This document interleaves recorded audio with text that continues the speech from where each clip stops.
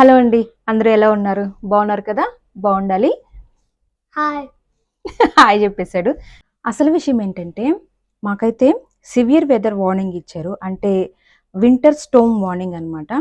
దానికంటే ముందు నేనుండే ఏరియా చెప్తాను. ఇదొచ్చేసి టెక్సాస్‌లోని శాన్ ఆంటోనియో అనమాట. సాధారణంగా ఇది చాలా డ్రై ఏరియా. వర్షాలే తక్కువ పడతాయి. స్నో చాలా తక్కువనమాట. లాస్ట్ టైమ్ వచ్చేసి 2021లో పడింది స్నో అంటున్నారు. దానికి ముందు 1985లో మంచు పడే ప్రదేశం కాకపోయినా మంచు తుఫాను అంటున్నారు కాబట్టి మనం ఎంతో కొంత ఎఫెక్ట్ అయ్యే అవకాశం అయితే ఉంది. మంచు తుఫాను గురించి పక్కన పెడితే మాకు ఈ గత నెల రోజుల నుంచి 10 డిగ్రీస్ కంటే కొంచెం తక్కువే ఉంటుందన్నమాట. I mean 10 degrees, 9 degrees, 8 degrees అలా అలా తక్కువ వస్తూ ఉండింది. ఈ 2-3 డేస్ నుంచి -1, -2 ఈరోజైతే -7 వరకు, అంటే మిడ్‌నైట్ దాటాక -7, -8 వరకు వెళ్ళే అవకాశం ఉంది. ఇదే మంచు పడే తీవ్రతని చెప్తుందనమాట మనకి. అడ్వైజరీ ఏంటంటే మండే నైట్, అంటే ఈరోజు నైట్ నుంచి రేపు ఆఫ్టర్నూన్ వరకు ఇంచుమించు ఈ kind of freezing temperatures, freezing cold, దీంతో పాటు మంచు పడే అవకాశం ఉందని వార్నింగ్స్ వచ్చాయన్నమాట. వార్నింగ్స్ ఎలా వస్తాయి ఏంటి అనేది చెప్తాను. ఇక్కడ కనిపిస్తున్న ఫ్రీజింగ్ వార్నింగ్ బోర్డు ఈరోజు పెట్టింది కాదండి. ఇది January 5th పెట్టారు. ఎందుకంటే మనకి January 7th ఆల్రెడీ ఒక మంచు తుఫాను వచ్చి వెళ్ళిపోయింది. కానీ శాన్ ఆంటోనియో ఎఫెక్ట్ కాలేదు. ఈసారి ప్రొడిక్షన్ 1 వీక్ నుంచి సేమ్ అలానే ఉంది. ఫ్రీజింగ్ వార్నింగ్తో పాటు కింద మూడిటికి అర్థం చెప్తాను. కమ్యూనిటీ గైడ్లైన్స్ ప్రకారం నేను ఈ ప్లేస్ని ఎక్కువ డిస్క్లోజ్ చేయకూడదు.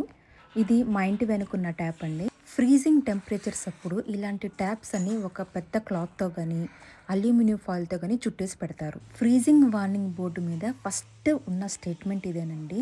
లెట్ ఫాసెట్స్ డ్రిప్, అంటే సెకండ్కి ఒక్కో డ్రాప్ పడేలాగా వాటర్ ఫ్లో పెట్టాలన్నమాట. ఎందుకంటే మైనస్ టెంపరేచర్స్లో ఉన్న నీళ్లు గడ్డకట్టుకుపోయి పైప్స్ పగిలిపోయే అవకాశం ఉంది కనుక. ఇప్పుడు వార్నింగ్ బోర్డు మీద ఉన్న సెకండ్ స్టేట్మెంట్ గురించి చెప్తాను. కీప్ క్యాబినెట్స్ ఓపెన్, అంటే ఇలాగా. ఎందుకంటే మన రూమ్ టెంపరేచర్ ఆ క్యాబినెట్లోకి వెళ్ళి పైప్స్లో ఉన్న వాటర్ని గడ్డ కట్టకుండా చేస్తుంది. ఇక మూడవ statement, keep thermostat above 60 degrees. మాకు మెయిల్లో కూడా సేమ్ టెంపరేచర్స్ 24 అవర్స్ ఉండేలాగా చూసుకోమన్నారు. ఆ మాత్రం టెంపరేచర్స్ ఉంటేనే ఇంట్లో సేఫ్గా ఉండగలుగుతాం అండ్ ప్లంబింగ్కి ఇబ్బంది కాకుండా ఉంటుంది. మనం ఒక్కరం కరెక్ట్గా లేకపోయినా కమ్యూనిటీ మొత్తం ఇబ్బంది పడే అవకాశం ఉంది. మెయిల్లో వచ్చిన ఇంకొక ఇంపార్టెంట్ అడ్వైజ్, మన విండోస్ అన్ని ఎప్పుడు క్లోజ్ చేసుకుని ఉంచుకోమన్నారు. ఈవెన్ గ్లాస్ డోర్ విండోస్ అయినా కూడా ఈ షట్టర్స్ వేసుకోవడం అనేది చాలా ఇంపార్టెంట్. స్నో స్టార్ట్ అయింది, చూసుద్దాం. చీకటిగా ఉంది, అయినా వెళ్తా. స్నో అయితే ఏం లేదు కానీ అదే చిన్న చిన్న ఐస్ ముక్కలు పడుతూ ఉంటాయి కదా, అవి అయితే చాలా పడ్డాయి అన్నమాట. చీకట్లు అయితే కనిపించట్లేదు. చెట్టు కింద చీకట్లో ఈ మాత్రం కనిపిస్తుందంటే పర్లేదండి.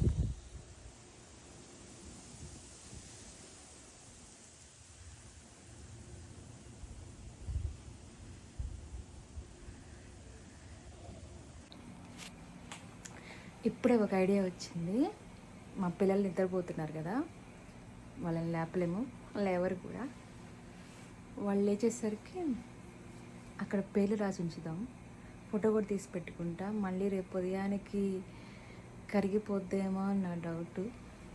వాళ్ళ పేర్లు అక్కడ రాసి పెట్టి సమ్ క్రేజీ స్టఫ్ చూపిద్దాం వాళ్ళకి.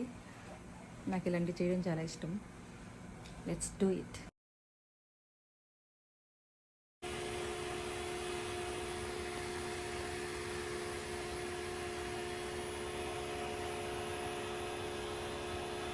వాళ్ళు మెయిల్లో చెప్పిన ఇలాంటి ప్రికాషన్స్తో పాటు కొన్ని ఇంపార్టెంట్ అయినవి ఉన్నాయి. అఫ్కోర్స్ అవి మనం వాముగా ఉండాలి, ఇది వేరే విషయం. రోడ్స్ అన్నీ ఐస్ పేరుకుపోయి స్లిప్పరీగా ఉంటాయి అన్నమాట. అసలు మన వాళ్ళకి మెయిన్ ఇంపార్టెంట్ ఇదే అన్నమాట. దాని గురించి ప్రిపేర్ అయ్యి ఉండండి అని కూడా చెప్తారు మనకి.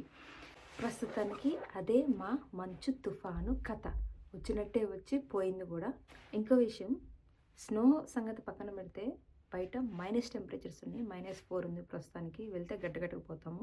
అంతేనండి, ఉండనా మరి. Keep supporting, do subscribe. Thank you one and all. See you again, bye. చూసారా, చలికి ఫస్ట్ ముక్కు ఎఫెక్ట్ అవుతుంది అనమాట, దెన్ టోస్, కాలి వేళ్ళు ఎఫెక్ట్ అవుతాయి చలికి. ఇలాంటి తీవ్రమైన చలికి ఇలాగే ఎఫెక్ట్ అవుతాయి అనమాట. యాక్చువల్గా మేము వాషింగ్టన్లోనే స్నో చూసామన్నమాట, కానీ వాషింగ్టన్‌కి ఇక్కడికి ఏంటి డిఫరెన్స్ అనేది యాక్చువల్‌గా అది చాలా పెద్ద స్టోరీ ఉంటుంది. ప్రస్తుతానికి ఇదే కవర్ చేస్తాను ఈరోజు నేను.